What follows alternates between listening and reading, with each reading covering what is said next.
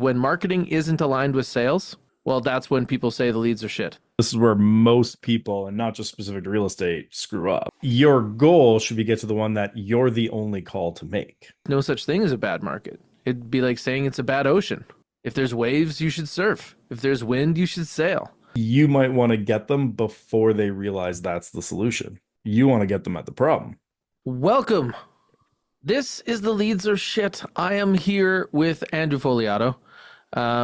Andrew, you're looking good. It's been a couple of weeks since we've seen each other. For those, I think everybody knows, but Andrew is the founder of Just Sell Homes because he was a real estate agent seeing the opportunities in marketing. And now he is the owner of Real Estate Magazine. That I am. Yeah, so it's interesting watching somebody come through the marketing channel like that kind of has a similar origin story, right? Like you were a realtor, I was a realtor, Yep. I am a realtor, and mine is kind of progressed from the other side. Since I was 18 years old, I haven't received a regular paycheck. I've been on 100% commission the whole time. It's part of the fun. Yeah, I sold appliances, I sold cars, I went into mortgages, did about $150 million in mortgages, and then came into real estate, and I feel lucky. I kind of have the career that a lot of people would want in real estate. Yeah. It's worked out. And my name is Taylor. I am the team leader of Hack and Company in Edmonton, Alberta, and I can tell you Edmonton is doing awesome. But where Andrew and I talk all the time is at this edge of where marketing meets sales. Basically where we kind of come together and have some overlapping, sometimes it's agreement, sometimes not. And that's Sure. what I find so much interested, because when marketing isn't aligned with sales, well, that's when people say the leads are shit, right? It always comes down to misalignment there, and that's what we're going to try to work through. So today, I was thinking about who the best client is. Like when I look at the last 10 clients, who would I want to work with over and over and over again? And in many markets, as they kind of move into a buyer-centric market, I remember that experience in my own career. And what I really wanted was listings that would sell. I wanted actual sellers and not just listings. And it was weird because through conversations with people like Andrew, you find that a lot of people are not spending their time online in ways that would reveal them as sellers. They're spending their time online shopping for what they're looking to move into. So it was a learning for me to understand that if I wanted great listings, sometimes it was about buyer engagement that would get me there. And that was something that was a huge unlock, because what I found is that marketing would get you to the conversation, but sales was what you needed to do to help the person understand the solution to their problem. And for me, it was finding these upgraders. Like in a buyer's market, buyers have more power. But what a lot of people couldn't see if they weren't experts, that anybody who's buying more than they're selling is by definition a buyer. And so finding these families that were locked in their fear, they were afraid of interest rates right now. They're afraid of job insecurity. They're afraid of so many things. They're just afraid that it's a bad market. And really what we should be doing is saying there's no such thing as a bad market. It'd be like saying it's a bad ocean. If there's waves, you should surf. If there's wind, you should sail. But let me show you the way. That's what they need, is a great guide. So showing them that they could get such a good deal on their purchase that it would overcome what they felt was a loss on their sale was the advantage of a buyer's market. Like if your property was worth $1 million and the market moved down 10%, well, you're going to lose $100,000. But if then you reposition to buy something that should have been 1.5, but you can pick it up for like 1.35, didn't you just make $50,000 through market timing? So that's the premise of our conversation today, is to get in position to use that type of information with those clients.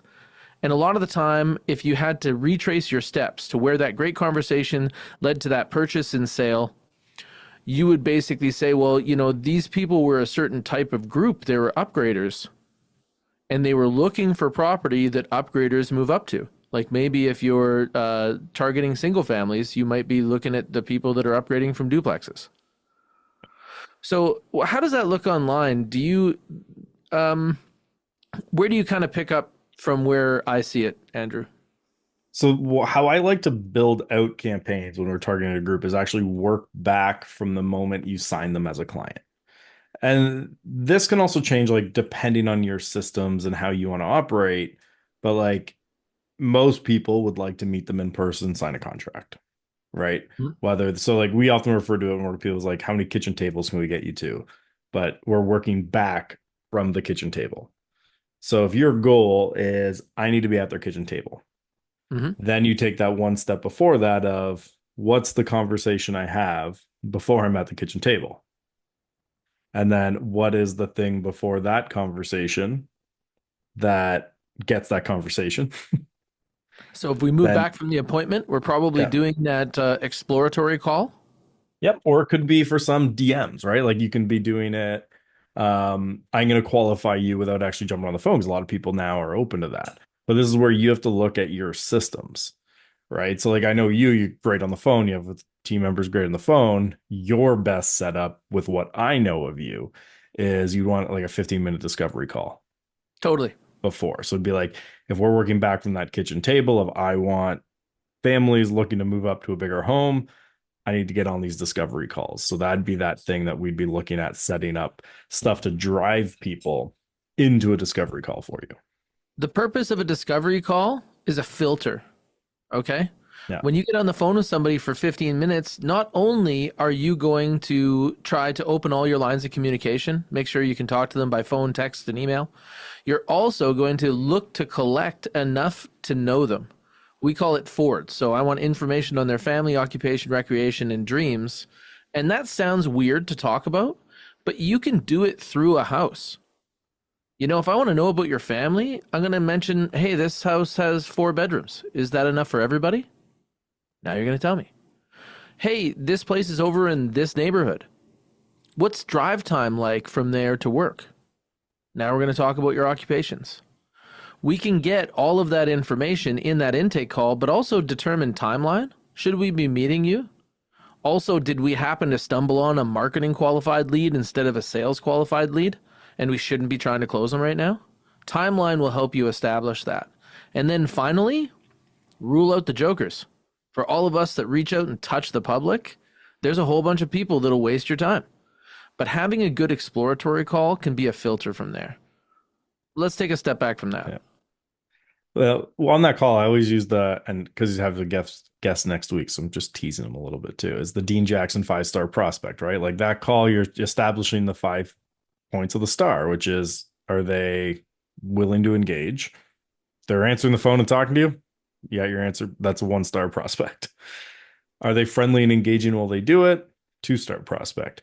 Do they know what they want, when they want it, and then do they want your help to do that? Like that call, you're just establishing those 5 things. Then you're moving over to that next part. How Mm. you get there, like you're really good at kind of establishing that in a very organized through the house, like we talked about. Now, if we want to get to that, this is where I think to get people onto that call, like how do you get the people to do that is very different for everyone. Like I think for a lot of people that system and it's like 15-minute discovery to the in-person, close them. That's pretty standard. Now, standard to the sense of people will do a call before they get there. I think not enough people on that discovery call, it's systemized, right? So it's like, I have a goal. Here's what I'm going to work through. Like that 15 minutes should be a very tight, like, I have a sheet, I'm getting through it, and this is my goal here, Where right? most agents make mistakes is the order of operation. So Mhm. you need information, but it shouldn't feel like an interrogation. Yeah. That's why I'm saying if you think it through, you can get answers through asking questions on the house. Yeah. You can also find the easiest point of access. So I find that location is the thing that people are more comfortable talking about, whereas price wouldn't be what I would lead with. That's where I Yeah. see a lot of agents making mistakes. So talking to them about, oh, this is over in, the south side of our city. Is that where you were looking? Like, is that a location you're familiar with? Is another way to position it. I totally agree, though. Now, So with that call, though, like how interrogative kind of you're doing versus like almost like hiding your questions within the conversation also depends on why they think they're getting on that call. Or are you calling them? right? Like if you just get a lead, you're picking up the phone, calling them, and essentially doing it that way is also different than if they've requested the call in your calendar.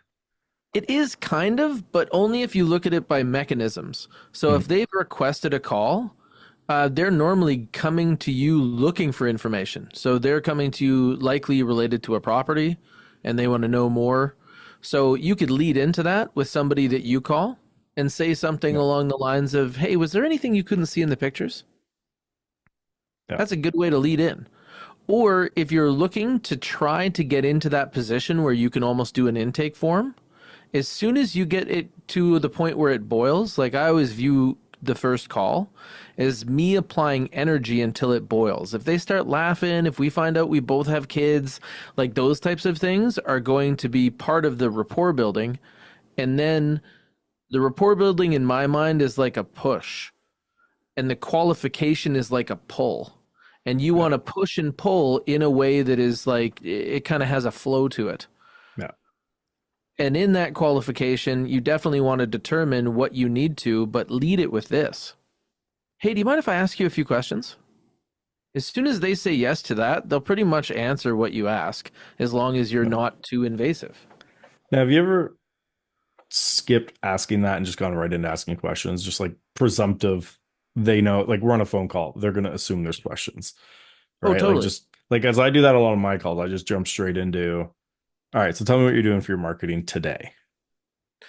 And then I start with an open-ended question because I find that open-ended one at the beginning, it's, I get really interesting insight. Like it's people will sometimes be like, not much, but then other people will go and like lay out their entire marketing plan and tell me everything that's not working. Hmm. And but it's very telling what you get that way. Then I go into more like targeted questions after that. Yeah, and this could be a little bit about the different types of people. So when they're Yeah. inquiring with you, you kind of have a known problem that they're looking to Yeah. solve. You also um, from there you'll kind of get into your filters based on those questions, I'm sure. Yeah. But I find that when I'm talking to the public in real estate, I'm normally not the first agent they talk to. The first six people said, "Hey, how can we help you?" Like a clerk in a store. And I really have to like warm it up. I have to get a little touch of connection before I start asking questions. Now that is slightly a marketing problem that you're the sixth they've talked to. Tell me Right? about it. Like your goal should be get to the one that you're the only call to make. Like like to them in their head, whether they've talked to you or not, there just is no other option but you. Like that's where you're eventually want to get all your marketing to, is this point where there is no other question, right? Like if I like, even like using myself as an example, like if I get on a sales call and like they don't already know who I am, they aren't already sold on my expertise, that's a failure of our systems. Like there should be no, I have to prove why I'm the right person on my sales calls if I've done the job the right way. And it's like with agents, it's the same idea. It's like I want them to not want to get on that call unless they're already sold on I'm the right person. Or they're like pretty sure, but like that ideal scenario is like, no, no, no, like Taylor and Hack and Co. If I need to get where I want to go, like that I have to use them. So Right. And that's it's what like, you talk about with building it in pieces. yeah, Is like that's when everything sings, where like branding, advertising, all is part of a marketing strategy, and then in the end, what they see is what they get. yeah. And Mhm. that's where like that's why I like to build from the back, because I can learn this part of, all right, where are you in it? So when you're going to get on this call and you're like, okay, I'm the sixth one, now I know that there's weakness ahead of that that's bringing people in, right? Like, because I know you're really strong there, but again, like if you're the sixth person they've talked to, I that's a have to sign of, have five people that weren't strong in front of me. yeah. Like they And what only if get to one the of them is? six. Well, that's exactly it. Like I Yeah, like to think that it doesn't get past me, you know? yeah, And if anybody up front is good enough to take that fish out of the water, it's over. yeah, exactly. That's a And really good point. yeah, and you have like, so you have to look at, why am I not, that's like what led to me being that sixth person. So like, and sometimes it's simple as next time you get talk to one of them, be like, hey, do you mind if I ask you, like, wh how did you pick those other people you spoke to? What was that process like until then? And then how did you end up on me? Because then what you want to do essentially is just go fishing further upstream, is be like, okay, so you were doing this, you got to me over here. How can I just take me and put it here? And Mm. that's what you're going to kind of keep moving that upriver to the point that you're the dam and everyone's stopping at you. So when we're talking about the scenario that we were mentioning now, which is we have somebody who's out in the world and they're looking at real estate, but they Yeah. currently own a house. How they feel is that it's not a good market. That's why they're not taking action. But they're already down the funnel enough to know that real estate is the solution for their problems. Yeah. Like sometimes it's obvious. If you've got too many kids for the number of bedrooms in your house, real estate is the Yeah. solution. But you might want to get them before they realize that's the solution. You want to get them at the problem, right? So, like, let's say hypothetically they have a couple kids and not enough bedrooms. Is this going to be the first thing they look for? Or maybe is it bunk beds, right? Like, are they looking at other options that I could go put resources on my website that would be something they would look at? Like creative storage solutions and different things like that for a home that would be indicative of someone running out of space.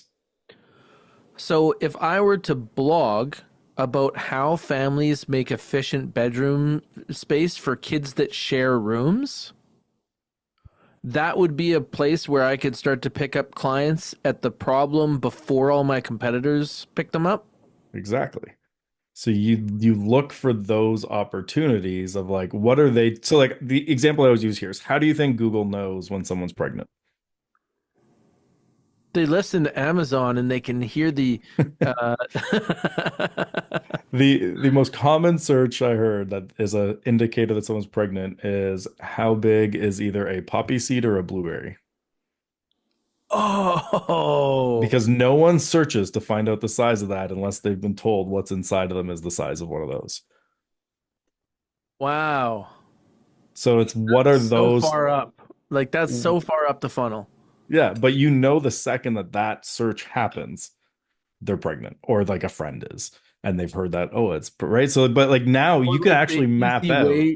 the easy way to understand the pregnancy test Yeah. or how accurate are pregnancy tests. Yeah. But like if you keep doing that, right? Like that person now, the second they say how big is a blueberry, Google now also knows where in the pregnancy they are and could map out the next 20 years of the ads in the right timing, Wow. right? So, like, I mean, there's actually a funny thing there of like, what if you searched what's the search volume for like how big is a blueberry, how big are these things, and you bid against those terms with need an extra room soon? Mm. There could be like a fun test there. We have to see like what is that those searches around you like that, but you're But thinking of you like what could, are those I searches see they're what you're doing? talking about. If you Yeah. find the string, the end of the yarn, then Yeah. you can try to position off of it. And you might think like, okay, I don't want to go all the way back to the blueberry, right? Yeah. But maybe I want to find a way to plant along that funnel with great nursery ideas. Yeah. And so, can we draw from there and say, like, we're going to be targeting people that are moving for non financial reasons? That's like part of this strategy. Yeah. Families don't run it like a business in the majority. So, Yeah. that's a lot of who you'd want to find in a buyer centric market Yeah. because People they're, have to move anyways. yeah, and they're less disrupted by economic events. Yeah. So it's looking at what are those triggers for them that are going to do it. I mean, the easiest way to do this, and easy maybe is not the right word, but it's talk to them, right? Like find a couple people that have done that move and like get really granular interviewing them of like, what for you was that trigger? What was that moment you're like, okay, I gotta go? Like where have the what solutions did you try before you made that decision? Mm-hmm. And then you basically start being like, okay, I gotta insert myself along these. So if it's nursery stuff, and then they realize, oh, okay, if I build that nursery, I'm gonna lose my office. What am I gonna do with my office now? Because that happened to me, right? Like we have this house, we had two kids, and we ended up with a third, and my office was where his nursery became. Hmm. So we ended up doing the basement instead of moving. But then the one before that, we moved, right? Going from one to two, essentially, we moved here. So it's like that was the trigger for us was I lost my office at that house. We had an open concept home, not a great place. And we realized that was not our forever home. Let's move up to a bigger one. And now I had an Okay. office. So there's a lot of different strings to kind of pick it up. So in my Yeah. mind, if I were to write a blog, maybe a blog about nursery ideas, or Yeah. maybe a blog about how to help kids share rooms, Yep. would I essentially like, let's say, for example, we do a blog on how kids can best share rooms, and then at the bottom of it, we would say, would you like to view four-bedroom houses? Or like, what do It you, doesn't how do even you get it have off the to. So page? I will often start with what's a content upgrade that we can give them related to this, right? So it could be whether it's a checklist or if you have the technology is out there, and it depends if you want to take the time to set up like a quiz of find out if your home needs a reorganizing or you just need a bigger home. And then Hmm. it's like a quiz, they put in some information about themselves and it pops out an answer, Okay. right? Or maybe it's, you at the end of it, it's just a very soft, like, not sure if reorganizing the right move. Do you think you just need an extra bedroom at your house? Click here and we'll send you some options of what those could look like. Or it could be a fact. Like if you found a reliable resource and Yeah. said something like, maybe there's a magazine that puts out an article that says the average major reorganization costs $10,000. Yeah. Would you rather have a another bedroom? Yeah. And it could be also you do like related reading. Like end of articles, sometimes you see like related reading. It's like related reading. How how to save X amount of money moving instead of renovating Hmm. or doing little things like that. Or like you might or you be like you might need to renovate your house, like completely change it to make this fit happen. And then there's a related reading around like how to renovate a house when living in it with young children. And that one kind of talks about how stressful and hard that is. And then and at the end, be like, some people prefer just buying an already renovated home.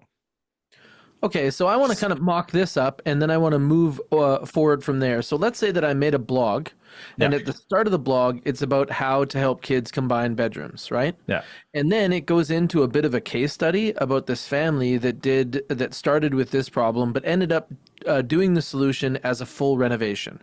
yeah, But they also talk about the pain points of the kids during construction. yeah, And then afterwards, we kind of summarize, and people see the renovation was significantly expensive, right? yeah. Now, let's say that they view that content is so you're probably suggesting that this is just a marketing qualified lead type of content. Yeah, this is all marketing qualified at this, like, and they're not even We're leads not yet. going to They're just call reading a them to blog. so we're I'm not not going even to calling call it them to marketing. action. You're not going to Yeah, call them anywhere. So now, we're for authority all of the building. traffic that just hit that blog, what is their next step in your plan?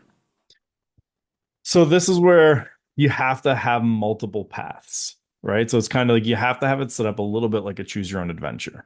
So the way that we look at it is you're going to have your fast lane movers, your slow lane, your medium movers, and then your slow lane movers. You're slow, they're just going to keep reading blogs. So you kind of want to, like, if you think of like a Wikipedia rabbit hole where you start reading about one thing, like, and then like 2 hours later, you're reading about the Russian Revolution and the Bolsheviks, and you're like, well, how did I get here? You just click that on links. You kind of want to give them that ability on your site from a content perspective. So like when you create something, you're like, well, what would they be interested? Like, what questions would be in their head when they finish this? And those are your slow lane. They'll keep reading, consuming. They'll reach out when they're ready. Your medium are like, oh, interesting. I could probably like. I wish I had something that could help me with that. Then that's where you have like your content upgrades. So this could be your download this checklist, get this lead magnet, something like that, where it's like take a little bit of action. And then I would also, at the end of them, in a soft little, like I'd put it in a box so it felt like it was separate from the article. Do you want to talk with one of our upsizing specialists at Hack and Co? Book a 15-minute discovery call, and we'll look at what the best options for you are in your area. And so you're kind of letting people self-select at this point where they want to go. But like at the end of every article, I'd have a option for hey, do you want to get a 15-minute discovery call? But you try to like change the tone slightly each time to be related to what the article's about. Okay, so then if I were to take a look at these different lanes, what I would see is the fast lane is going to hit one piece of content and go right down and book, right? Yeah. And that's why we want to have some type of call to action that's very direct on each Yeah. piece of content. And then we're going to have those slow lane element group that's marketing qualified leads. And when we talk about the slow lane, it's not like slower through all the steps. What it is that there's something there that is needs to be solved or changed before they will take action. Yeah. So it could be they're waiting for another job, or like they're waiting for a maternity leave to be over, or whatever it is. But there's a reason that they're way over in the right hand side where the slow lane should be. Yeah.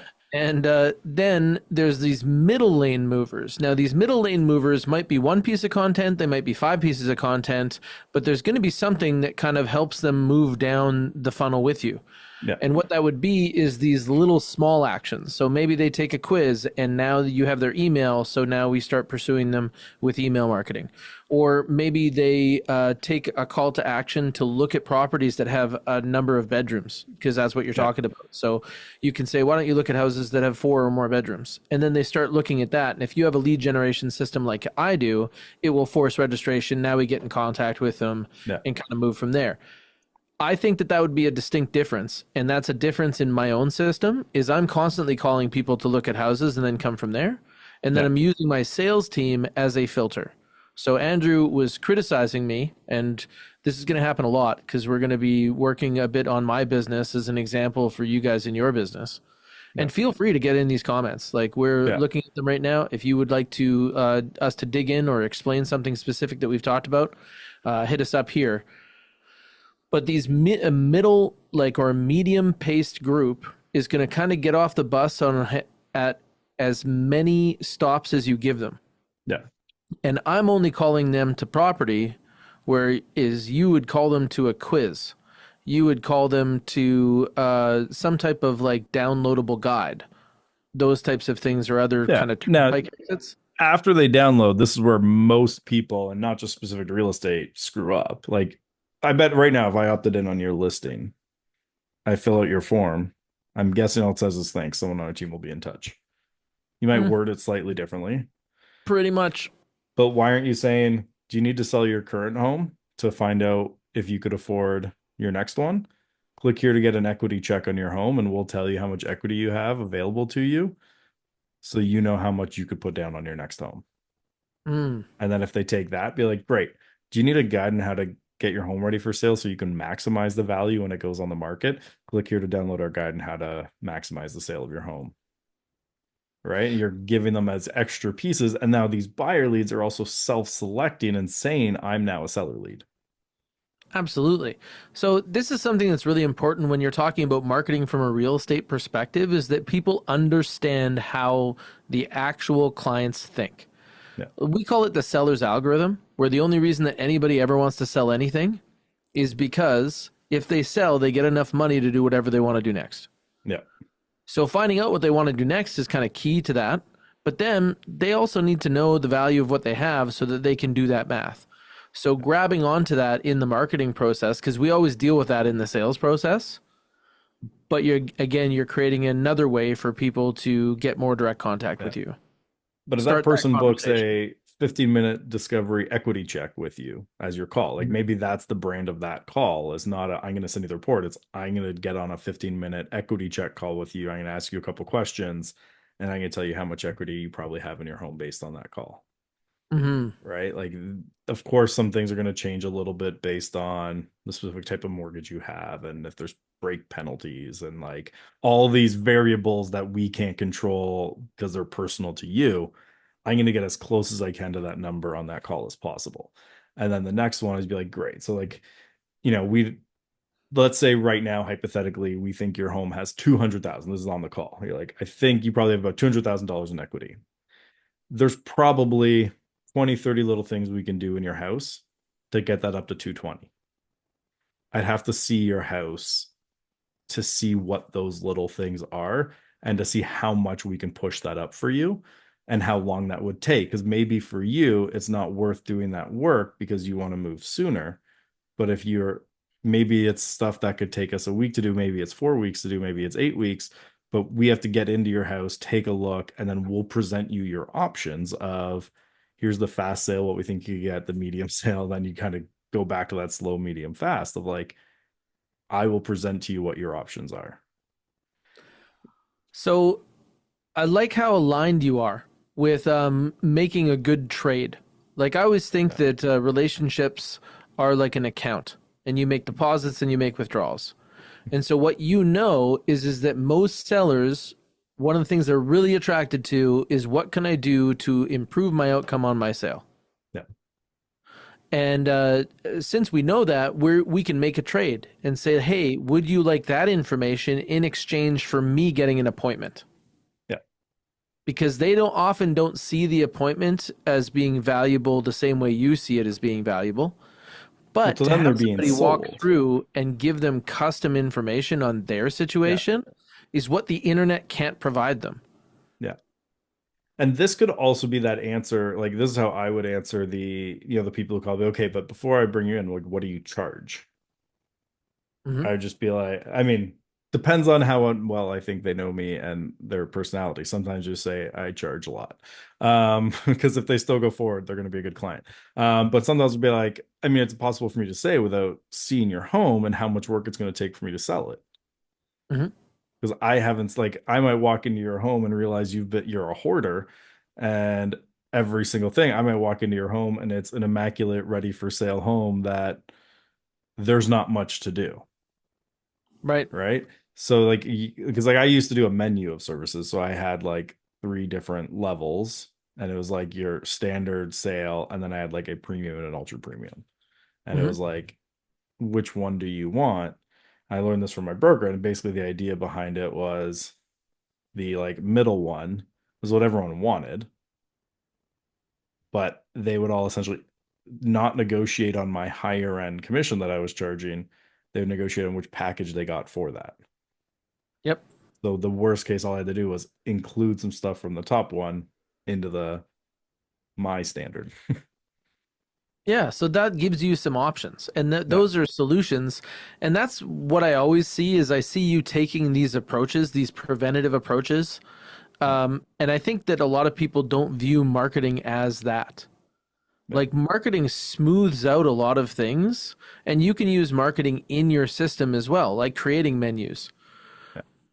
I think that's a good move. I've done both where I've charged like different amounts, and when I charge like this is the amount that we charge. I I like to overcome that objection in a few different ways. To ask people like, was that what they expected? Like I'll tell them what I charge, and then was that what you expected? And then they may say, well, I heard of these other people that charge less. And I would say, well, I'd be happy to show you what we do, and then they can show you what they do, and we can talk about it further. But the reason that people choose me is because I impact their outcome. Yeah.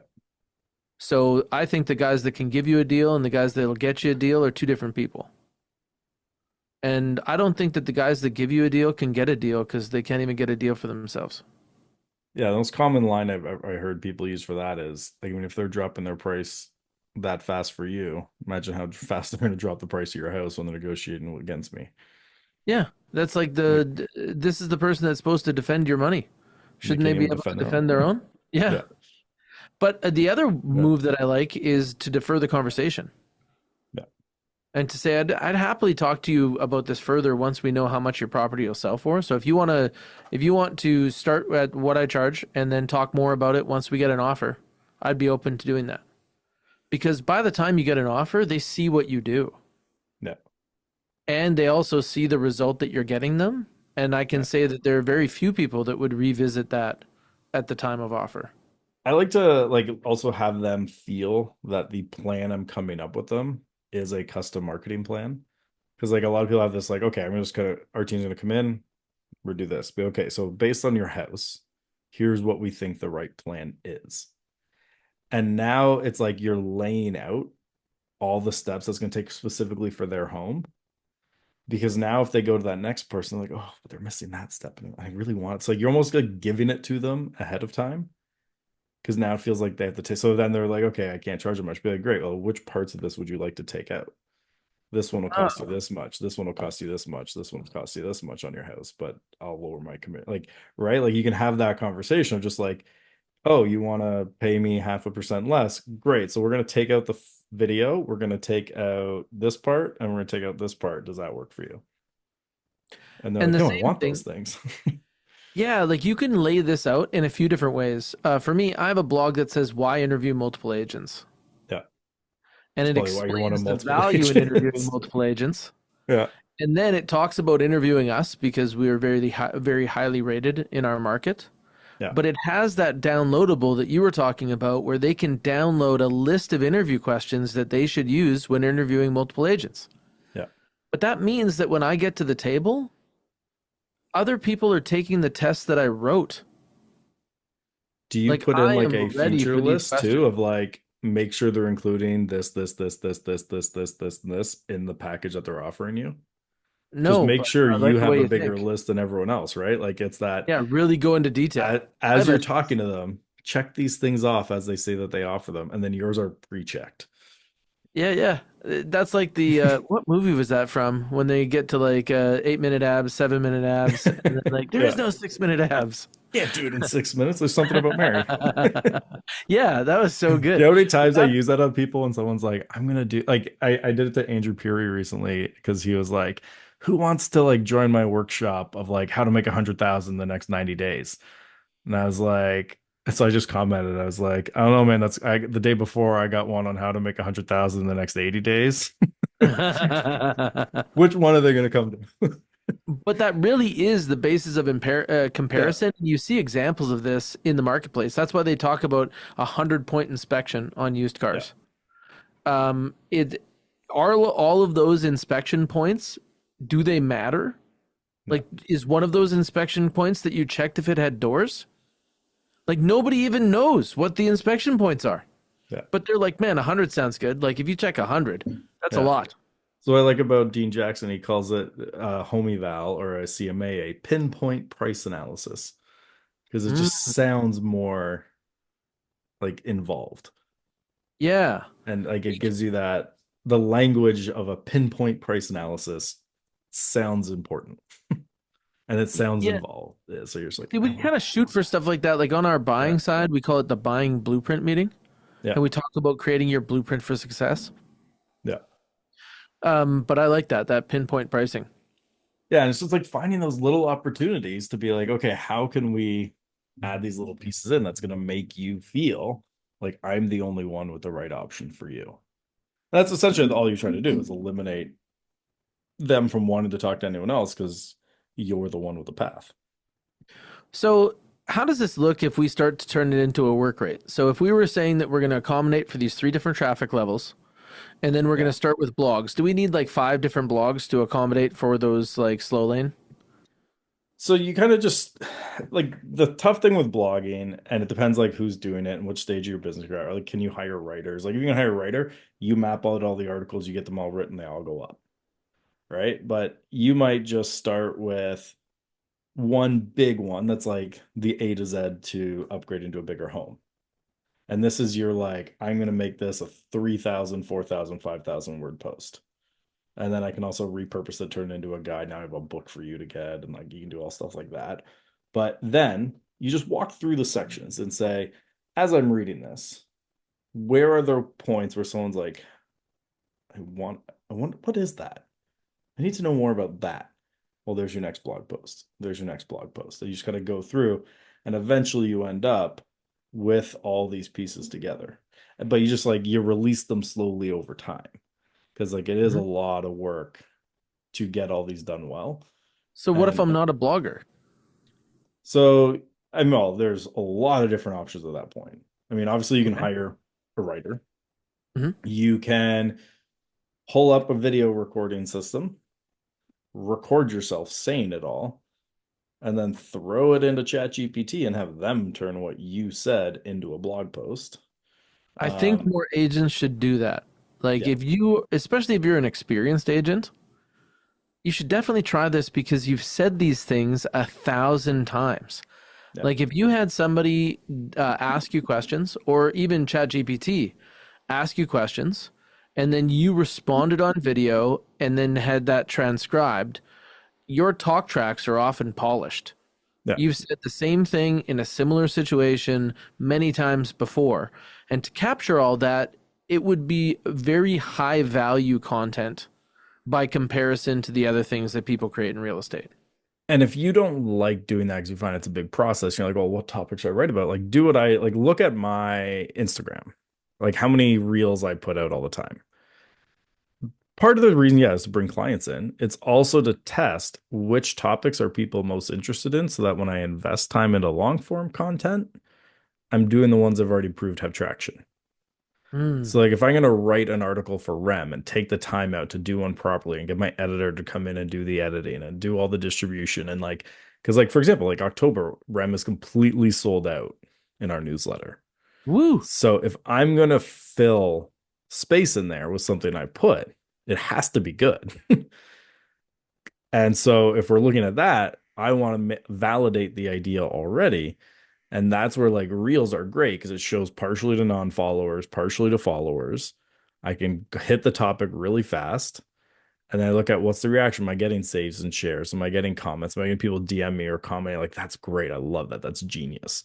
Right. Like if I get comments like that, I'm like, great, there's a market for this.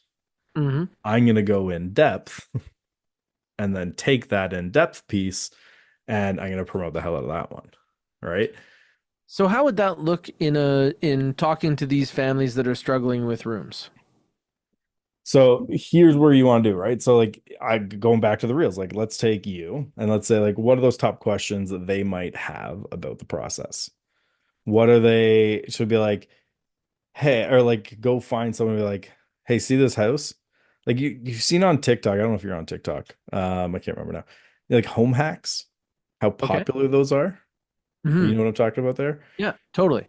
So like I still believe there's a huge market for a realtor to basically be like, here's home hacks.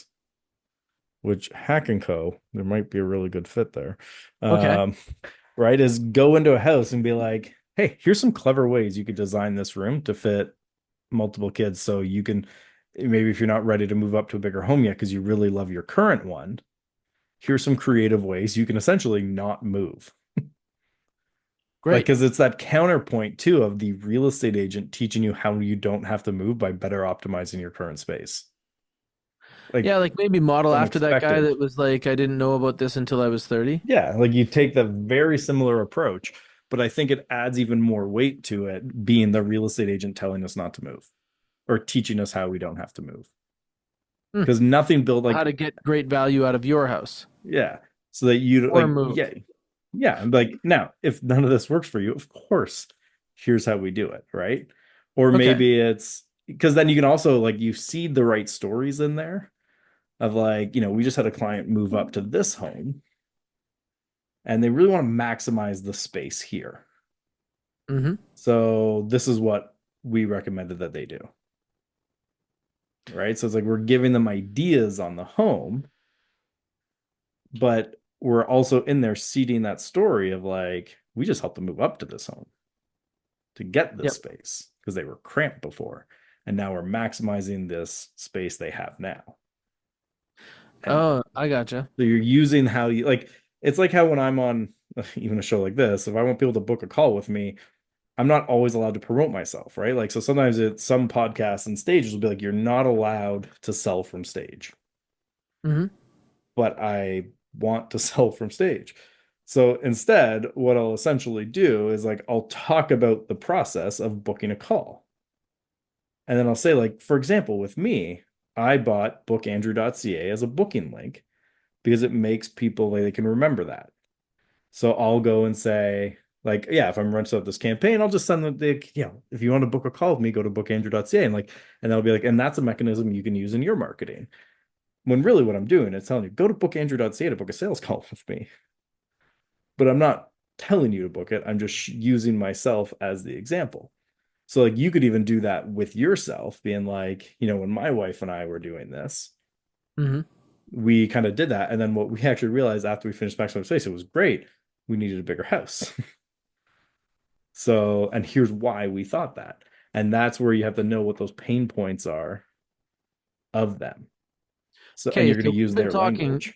we've been talking about a couple of different ways to approach my marketing, and this is going to Yeah. be part of the series that we do Yeah. a little bit later here. But this is an idea that we should keep. I think that this is more executable for me than the Yeah. school's idea. Yeah.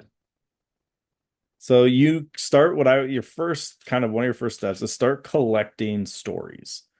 So listen to the people that you're talking about and start collecting the stories from them of their journey.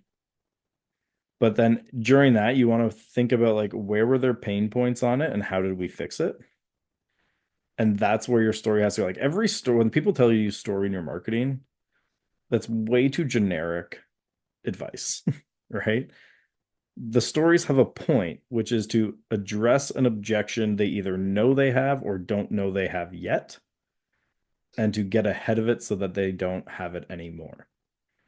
Like every story, I mean, maybe not every story, but the majority of stories I use, we're strategically putting them where we are to answer objections you might have during the process. Because I want you to be like, oh no, okay. Like I have one that I worked at. One of my most successful like conversion stories was when I just simply talk about like the difference between us and competitors. We're like, we'll work with you, we'll get you campaigns up, and then we're gonna talk to you and get your feedback. Because I want to know. So like I had this client and we were talking to them and they had this campaign that was to essentially generate offers on properties. Like that was the point of the campaign, but it was a 16-question survey to get those things. And not enough people were finishing that. So we saw a lot of traffic there, but they didn't want to answer a 16-question survey. So after he gave us that and we saw the exit rate, we sat down, we mapped out a new plan. Now we collected their name, email, phone number, had that submitted, then sent them to the survey. So now the ISA, when they're calling, it's not to close them, it's to help them finish the survey. Mm, So we're kind of like, see, like, so there's ways we can tweak your marketing if it's not quite working for you. And really what I'm saying there is what other person that I'm competing with does that right now? There's no one in Canada that does that. So I'm absolutely. telling that story to get ahead and show you we're working with you and we know what works, we know the levers to pull.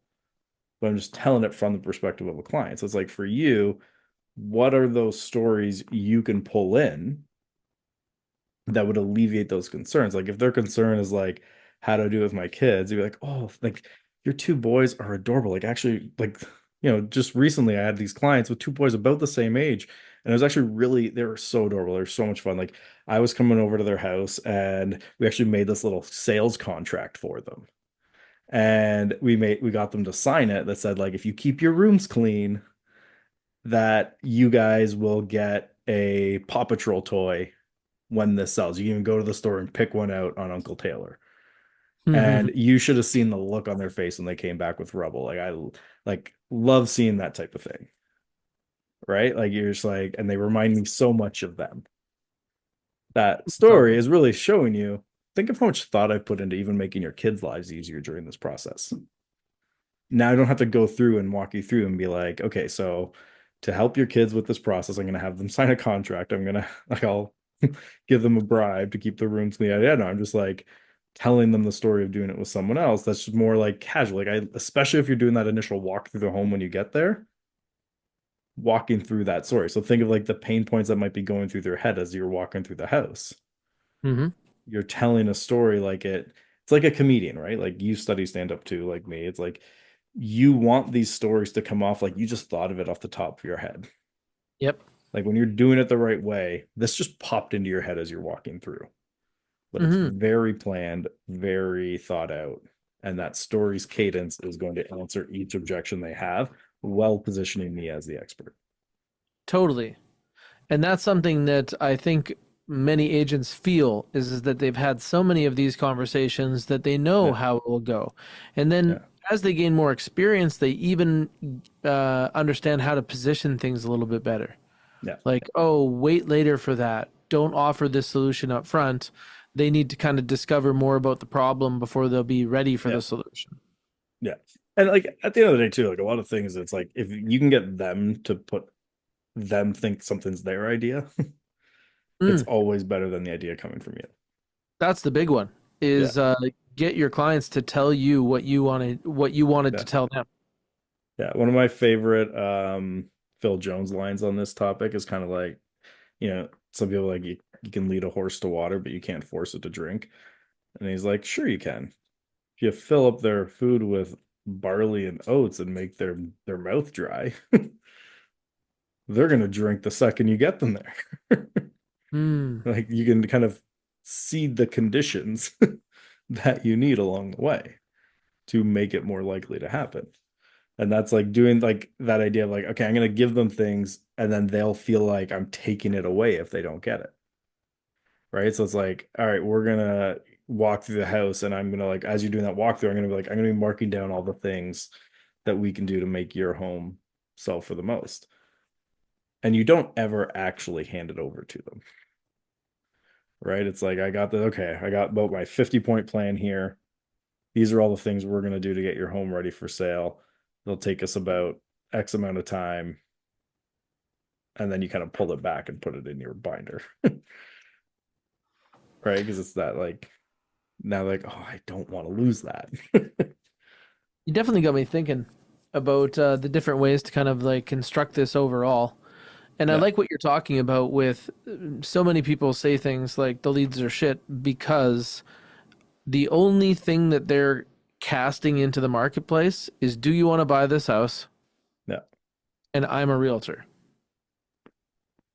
And then the leads that come to them on that are often disjointed or not what they're looking for. Whereas if they kind of pave the way for the business that they want the most to come to them, Yeah. and then once you build that path, you can tweak it in a few different places to kind of adjust for what you want to take out of it or add to it.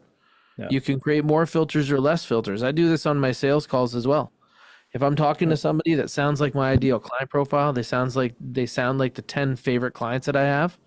Yeah. Well, that person I'm going to lower the guard for. I'm not going to require as much. But if they come across as like the people that I don't like working with, the people that tell me what to do and don't value the type of people that do my job, even they're not even interested in getting to know, man, the barriers are huge. Like you have Oh to yeah. send me a pre-approval before I'm going to show you anything. Yeah. You basically eliminate the time wasters and get them used to your way of doing things. And like, I mean, I know when you're starting out, that's a very tough thing to come to of like, I'm gonna almost like semi turn people away. And I get it. Like there's no freeing moment more than that moment in your business when you can pick and choose which people you want to work with better. But the Like, earlier you embrace that mindset, the better oh, you'll do. oh yeah. But a lot of this making sure you're in the places where your ideal clients would be, like the people you enjoy working with, where are they spending time? Where are they going? And that might be different for everyone. But it's like where, like I know, for example, that like a lot of my Just on Homes ideal clients over the years are people with real estate coaches because they're kind of investing more into their career. They're working on getting better. They're in that like growth mindset. And what better way than to add layer marketing on top of what you're doing to drive more growth? That's like the perfect audience for us. So, I like with totally your agree. clients, where are you? Who essentially are your real estate coaches? Right? Like, who are those people that are doing that? Like, I would love to do stuff with like daycares, Hmm. like even like actually we're just moving my son to one to a new one, and it's one where it's like it's a co-op and they have all these like little odd jobs all the time that need doing. I mean, as a real estate agent, the first thing I would do is go hire a handyman on me and send them in and be like, tell him all the work you need done. He's yours for the day or the week. Hmm.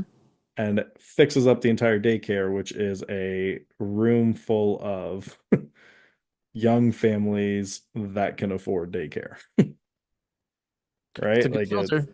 it's right away. And they're also grateful because I went and took care of all these things that made their kids' lives better.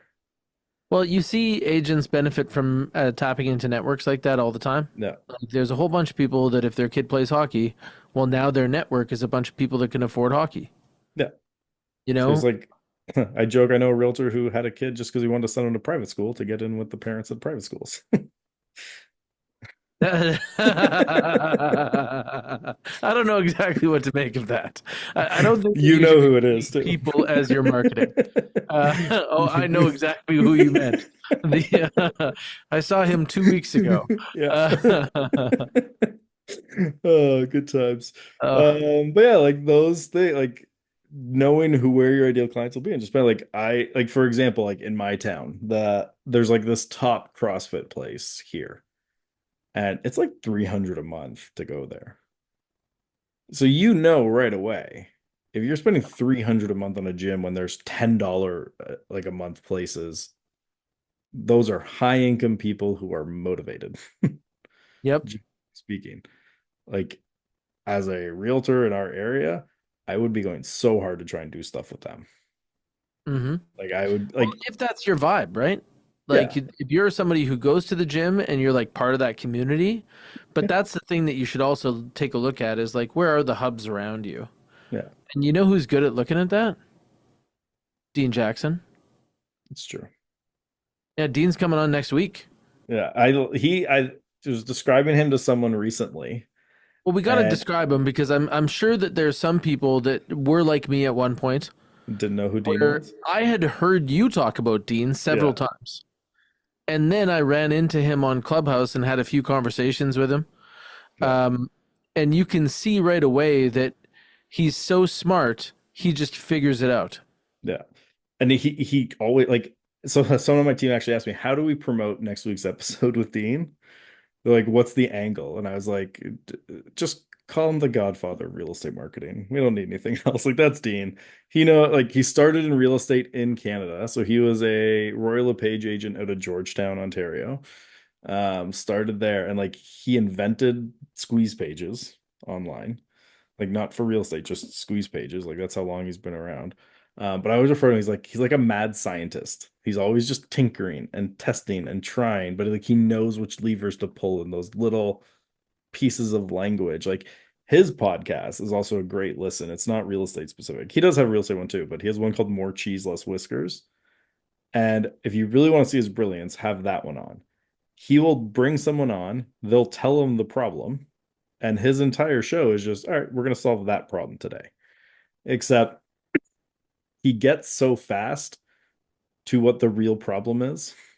Like I was listening to one and it was a guy who came on who was like, I want to like work with more car dealerships because car dealerships, he was a painter. And there's like, or no, it was like more restaurants. He's like, restaurants paint every like 6 months to keep the place clean. If a place is clean, people eat there and return more. And how fast Dean got to him to a brand new business idea, which was go to car dealerships for the same thing. Or those places you want them to be seen as clean, but you're not telling them I'm going to paint and keep it clean. It's like I'm going to paint this in a way that's going to boost your sales.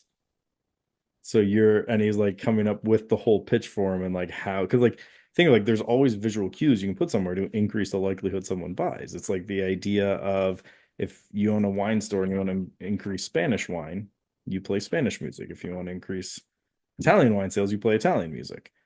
So he's like, what's the Italian music in a car dealership? He's like, you figure that out, you paint it, and then you go to the next place and you're like, hey, I'm going to increase your sales 12% if you let me do this paint job.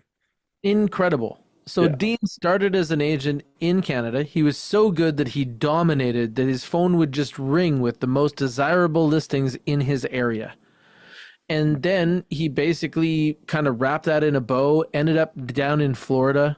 He hangs Yeah. out with some of the people that we know as the most developed marketers out there, guys like Joe Polish. Yep. And it's really interesting to see somebody who basically finished the game. Like most real estate agents would want to dominate their market and then move to whatever location really floats their boat and Yeah. then continue to crush it and help people No. from there. Like, And yeah, he incredible. is the most, like, if you once you hear him speak, if you guys don't know who he is, um every real estate conference you go to, I guarantee you, if marketing's talked about, there's at least one idea someone says that came from Dean at every event. Like, I have been to events where it's like guys' entire presentations is basically just Dean, and they don't even know who Dean is. He's like the most stolen content guy I've ever seen. And it's like, that's why I always try to give him credit, but it's like I've done presentations where like every 5 minutes I'm like, all right, so this is another Dean Jackson idea. Well, Like, you know what? When you yeah, know, you know. And yeah, next week, you guys are going to know because it's going to be Andrew, myself, and Dean Jackson breaking down, probably listing multiplier, but we might let him yeah. like choose. It You depends. never know with Sometimes we Dean where get it's gonna go. spicy Dean. I like Yeah, spicy Dean. he's the best. Yeah, we're gonna have some Um, fun. That's gonna be a really fun episode. So make sure you tune into that one, because you're gonna want to be here for that. It's gonna be awesome. Dean's the best. See you next week. see you next week. All right, have a good one.